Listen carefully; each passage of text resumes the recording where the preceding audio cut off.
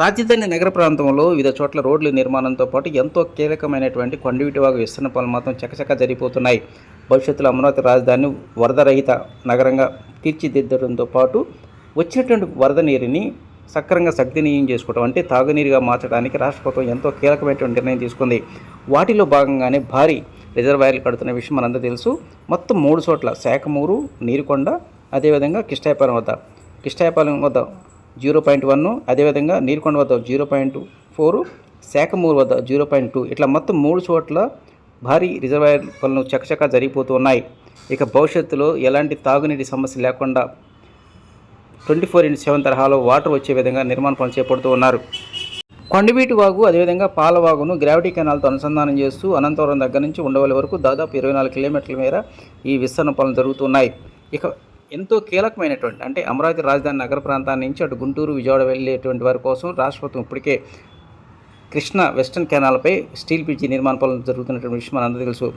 అదే సమయంలో ఈ యొక్క కరకట్ట మీదుగా వచ్చేటువంటి వాహనాల రద్దీని తగ్గించడానికి సీడ్ యాక్సెస్ రోడ్ దగ్గర నుంచి డైరెక్ట్గా ఈ స్టీల్ బ్రిడ్జ్ ఎక్కడానికి మరో 2 కీలకమైనటువంటి స్టీల్ బ్రిడ్జి నిర్మాణ పనులు చేపట్టారు. ఒకటి కొండవీటి వాగు, ఇంకోటి గుంటూరు ఛానల్ మీద. ఈ వాగుపై అంటే కొండవీటి వాగుపై దాదాపు 292 మీటర్లు పొడవుతో 8 మీటర్ల ఎత్తుతో ఈ బ్రిడ్జి నిర్మాణ పనులు చేస్తూ ఉన్నారు. ఈ 3 బ్రిడ్జీలు అంటే ఒకటి కొండవీటి వాగు, రెండోది గుంటూరు ఛానల్, అదేవిధంగా కృష్ణా వెస్టర్న్ కెనాల్పై స్టీల్ బ్రిడ్జి నిర్మాణాలు కానీ పూర్తయినట్టయితే ఇంకా భవిష్యత్తులో కృష్ణానది కరకట్ట మీదుగా రాకపోకలుకి రద్దీ తగ్గించే అవకాశాలు ఎక్కువగా ఉన్నాయని ఏడీసీ అమరావతి డెవలప్మెంట్ కార్పొరేషన్ అధికారులు చెప్తూ ఉన్నారు.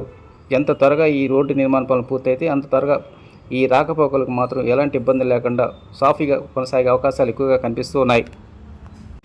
కృష్ణా వెస్టర్న్ కెనాల్పై నిర్మిస్తున్నటువంటి స్టీల్ బ్రిడ్జి కంటే ఈ కొండవీటి వాగుపై నిర్మిస్తున్నటువంటి బ్రిడ్జి చాలా పెద్దదని చెప్పుకోవాలి. వాస్తవానికి ఈ కృష్ణా వెస్టర్న్ కెనాల్పై నిర్మించేటువంటి స్టీల్ బ్రిడ్జి కేవలం 128 మీటర్లు పొడవు ఉంటుంది. కానీ కొండవీటి వాగుపై నిర్మిస్తున్న బ్రిడ్జి మాత్రం దాదాపు 293 మీటర్లు ఉంటుంది. దీంతోనే అటు రాజధాని వైపు నుంచి వచ్చే వాహనాలకు ఎలాంటి ఆటంకం లేకుండా సాఫీగా ప్రయాణం సాగడానికి మాత్రం ఈ బ్రిడ్జి అనేటువంటి ఎంతగానో ఉపయోగపడుతుంది.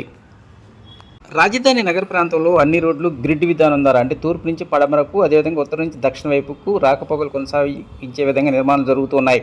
అయితే కృష్ణానది కరకట్ట దగ్గర నుంచి మంగళగిరి వైపు వచ్చేటువంటి కీలకమైనటువంటి రహదారులు N3, N4, N5 లాంటి రోడ్డు నిర్మాణ పనులు ఇప్పటికే చివరి దశకు చేరుకున్నాయి.